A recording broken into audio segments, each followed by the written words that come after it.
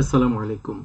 বাংলাদেশ বেতার সিলেট সংবাদ পড়ছি মোহাম্মদ ফয়সাল উদ্দিন। আজ ৩০শে আগস্ট আন্তর্জাতিক গুম প্রতিরোধ দিবস। শেখ হাসিনা সরকারের পতনের পর বিভিন্ন মহল থেকে গুমের ঘটনার বিচারের দাবিতে জোরালো আওয়াজ উঠেছে। দিবসটি উপলক্ষে গুম হওয়া ব্যক্তিদের স্বজন ও বিভিন্ন মানবাধিকার সংগঠন তাঁর প্রিয়জনদের ফিরিয়ে দেওয়ার দাবি জানিয়েছেন। ২০১০ সালের ডিসেম্বরে international convention for protection of all persons against enforced disappearance সম্মেলনে ৩০শে আগস্টকে আন্তর্জাতিক গুম প্রতিরোধ দিবস হিসেবে ঘোষণা করা হয়। এই দিনটি বিশ্বের বিভিন্ন দেশে গুমের শিকার ব্যক্তিদের স্মরণে পালিত হয়। এদিকে জোরপূর্বক গুম করা থেকে সকল ব্যক্তিকে সুরক্ষা আন্তর্জাতিক কনভেনশন বিষয়ক দলিলে স্বাক্ষর করেছে বাংলাদেশ। গতকাল প্রধান উপদেষ্টা অধ্যাপক মোহাম্মদ ইউনুস এই দলিলে স্বাক্ষর করেন। আন্তর্জাতিক কনভেনশন বিষয়ক দলিলের বাংলাদেশ স্বাক্ষরের পর উপদেষ্টা পরিষদের সদস্য সৈয়দা রিজওয়ানা হাসান বলেন, দেশে প্রায় ৭০০ জন এখনো জোরপূর্বক গুমের কারণে নিখোঁজ রয়েছেন। তিনি এমন একটি ব্যবস্থা প্রণয়নের প্রয়োজনীয়তার উপর জোর দেন যাতে কেউ ক্ষমতার প্রভাব খাটিয়ে আইন প্রয়োগকারী ও নিরাপত্তা সংস্থাগুলিকে ব্যবহার করে জোরপূর্বক কাউকে গুম করতে না পারে। তিনি বলেন, আমাদের মধ্যে অনেকেই বলপূর্বক গুমের শিকার হয়েছেন।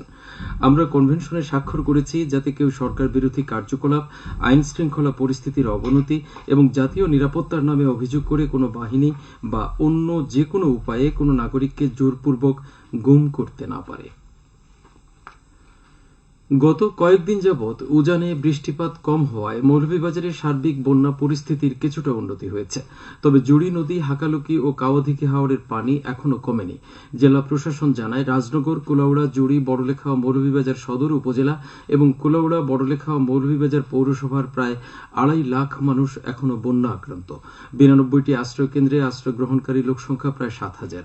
বন্যায় জেলার ৬,৭২২টি কাঁচা ঘরবাড়ি সম্পূর্ণভাবে এবং ৩,১২৭টি আংশিকভাবে ক্ষতিগ্রস্ত হয়েছে। উপদ্রুত এলাকায় ৭৪টি মেডিকেল টিম কাজ করছে। বিভিন্ন রাজনৈতিক দল, পেশাজীবী ও সামাজিক সংগঠন, বৈষম্য বিরোধী শিক্ষার্থী এবং সেনাবাহিনী পানিবন্দী লোকজনকে উদ্ধার ও ত্রাণ সামগ্রী বিতরণ করছেন। তাছাড়া সেনাবাহিনীর নিজস্ব তত্ত্বাবধানে ১৩টি অস্থায়ী ক্যাম্পের মাধ্যমে বন্যার্তদের মধ্যে সেবা প্রদান করা হচ্ছে। পানি উন্নয়ন বোর্ড জানায়, পাহাড়ি ঢল ও উজানে বৃষ্টিপাত না হলে হাওর এলাকার পানি সপ্তাহ খানেকের মধ্যে অনেকটাই কমে আসবে। তবে জুড়ি উপজেলার ভবানীপুরে জুড়ি নদীর পানি বিপদসীমার ১৩২ সেন্টিমিটার উপরে প্রবাহিত হচ্ছে।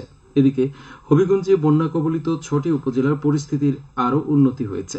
এখন আর কেউ আশ্রয় কেন্দ্রে নেই। সরকারি হিসেবে জেলার প্রায় ১৬,৫০০ ঘরবাড়ি বন্যার পানি মুক্ত হয়েছে।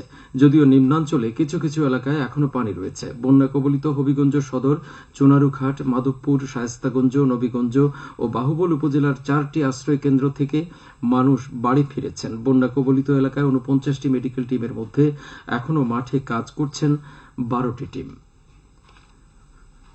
সিলেট নগরীকে হকার মুক্ত করার উদ্যোগ নেওয়া হয়েছে। আগামী রোববার থেকে শুরু হবে হকার মুক্তকরণ অভিযান। সিলেট সিটি কর্পোরেশনের প্রশাসক এবং সিলেটের বিভাগীয় কমিশনার আবু আহমদ সিদ্দিকী এই তথ্য জানিয়েছেন।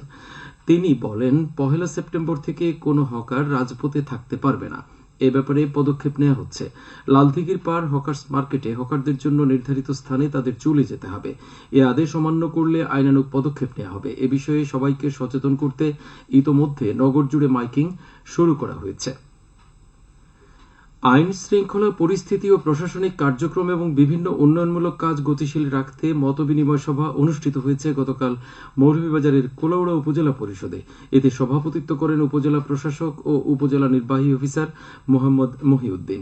সভায় প্রশাসন, সেনাবাহিনী, বিজিবি, পুলিশের ঊর্ধ্বতন কর্মকর্তা, বিভিন্ন রাজনৈতিক দল ও স্থানীয় গণ্যমান্য ব্যক্তিবর্গ উপস্থিত ছিলেন। উপজেলা প্রশাসন এর আয়োজন করে। সচেতনতামূলক নারী সমাবেশ অনুষ্ঠিত হয়েছে গতকাল হবিগঞ্জ সদর উপজেলার আসরা উচ্চ বিদ্যালয়ে। অনুষ্ঠানে প্রধান অতিথি ছিলেন সাবেক অধ্যক্ষ ইলিয়াস বখত চৌধুরী। সভায় বক্তারা বৈষম্যহীন বাংলাদেশ বিনির্মাণে আমাদের করণীয় বিষয়ে আলোকপাত করেন। তারা বলেন, দুর্নীতি, স্বজনপ্রীতি, দলীয় লেজুর ভিত্তিক অপরাজনীতির থেকে বেরিয়ে এসে নৈতিকতা ও মূল্যবোধ সম্পন্ন সুনাগরিক প্রতিষ্ঠায় মায়েদের ভূমিকা রাখতে হবে। জেলা তথ্য অফিস এই উদ্যোগ নেয়। জাতীয় বিশ্ববিদ্যালয় এবং এর অধিভুক্ত সকল কলেজ ও প্রতিষ্ঠানের শিক্ষক, কর্মকর্তা, কর্মচারীকে আগামী ১ সেপ্টেম্বরের মধ্যে নিজ নিজ কর্মস্থলে উপস্থিত থাকার নির্দেশ দেওয়া হয়েছে। এই নির্দেশনা দিয়েছেন জাতীয় বিশ্ববিদ্যালয়ের উপাচার্য professor doctor S M Amanullah. গতকাল বিজ্ঞপ্তির মাধ্যমে এই নির্দেশনা জারি করা হয়েছে। এতে বলা হয়েছে, যারা এই নির্ধারিত সময়ের মধ্যে কর্মস্থলে উপস্থিত থাকবেন না তাদের বিরুদ্ধে বিভাগীয় ব্যবস্থা নেওয়া হবে। জাতীয় বিশ্ববিদ্যালয়ের স্বাভাবিক কার্যক্রম বজায় রাখতে এই নির্দেশনা কঠোরভাবে পালন করার আহ্বান জানানো হয়েছে। বন্যায় ক্ষতিগ্রস্ত পরিবারের মধ্যে জিআরের চাল বিতরণ করা হয়েছে। গতকাল মৌলভীবাজারের কমলগঞ্জ উপজেলায় 1200 পরিবারকে 10 কেজি করে চাল প্রদান করা হয়।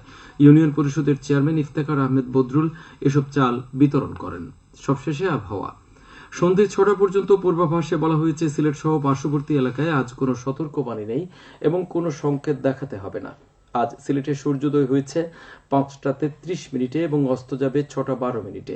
সংবাদ শেষ হলো। আমাদের পরবর্তী স্থানীয় সংবাদ প্রচারিত হবে বিকেল 4:30টায়। বাংলাদেশ বেতার